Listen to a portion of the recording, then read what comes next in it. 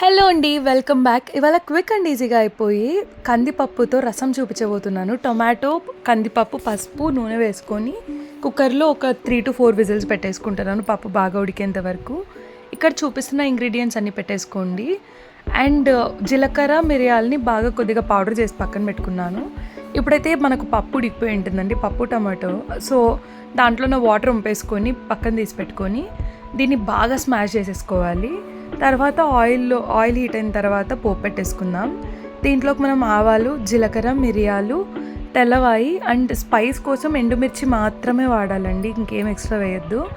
And అలాగే కొత్తిమీర కూడా పోపులోకి వేసుకొని ఈ పక్కన తీసుకున్న వాటరు పోపు కలిపేసుకుంటే అండ్ దీంట్లోకి కొంచెం చింతపండు రసం వేసి కొద్దిగా అలా బాయిల్ కానివ్వండి. అంతే అండి, మన రసం రెడీ.